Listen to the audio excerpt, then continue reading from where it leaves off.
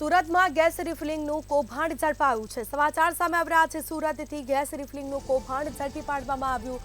ગોળાદરામાંથી gas રિફિલિંગનું કૌભાંડ ઝડપાયું છે। વાસણની દુકાનની આડમાં ગેસ રિફિલિંગ કારસ્તાન ચાલતું હતું। પોલીસે બાતમીના આધારે રેડ કરી સમગ્ર કૌભાંડનો પર્દાફાશ કર્યો। 11 સિલિન્ડર સાથે એક દુકાનદારની પણ ધરપકડ કરવામાં આવી છે। અગાઉ પણ રિફિલિંગ કરતા બ્લાસ્ટ થતા અનેક લોકોના જીવ ગયા હતા। તો ફરીથી તે ઘટના બની છે। ગોળાદરામાંથી ગેસ રિફિલિંગનું કૌભાંડ ઝડપી પાડ્યું છે। સુરતમાં ગેસ રિફિલિંગનું કૌભાંડ ઝડપાયું છે। તો વાસણની દુકાનની આડમાં ગેસ રિફિલિંગનું કારસ્તાન ચાલતું હતું। 11 સિલિન્ડર સાથે એક દુકાનદારની ધરપકડ કરવામાં આવી છે। તો અગાઉ પણ રિફિલિંગ કરતા બ્લાસ્ટ થતા અનેક લોકોના જીવ ગયા છે।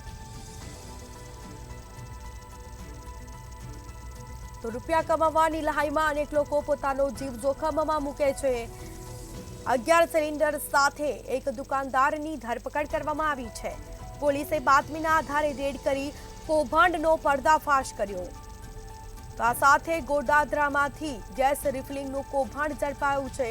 સુરતમાં ગેસ રિફિલિંગનું કૌભાંડ ઝડપી પાડવામાં આવ્યું છે। અગાઉ પણ ગેસ રિફિલિંગનું કૌભાંડ ઝડપાયું હતું। તો આ સાથે વાસણની દુકાનની આડમાં ગેસ રિફિલિંગનું કારસ્તાન ચાલતું હતું। હાલ એક દુકાનદારની ધરપકડ કરી છે। સમગ્ર મામલે તપાસ પણ કરવામાં આવશે।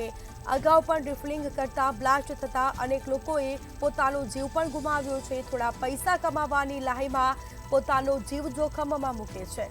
તો વધુ વિગતો સાથે સંવાદદાતા દિવ્યેશ પરમાર ફોનલાઈન પર જોડાઈ ગયા છે। જી, સુરતમાં ગેસ રિફિલિંગનું કૌભાંડ ઝડપાયું છે।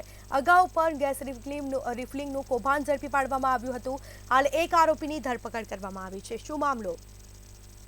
ચોક્કસથી જે પ્રકારે આ સમગ્ર ઘટના છે તે સુરતના ગોળાદરા વિસ્તારની છે ને ગોળાદરા વિસ્તારમાંથી આ જે વાસણની દુકાન છે તે વાસણની દુકાનમાં જે ગેસ રિફિલિંગનું આખું કૌભાંડ છે તે ચાલતું હતું ને તેને જ લઈને એસીબી પોલીસને બાતમી મળી હતી ને બાતમીના આધારે પોલીસે આ સમગ્ર મામલે રેડ કરી હતી ને રેડ દરમિયાન આ મોટું કૌભાંડ છે તે ઝડપાયું છે।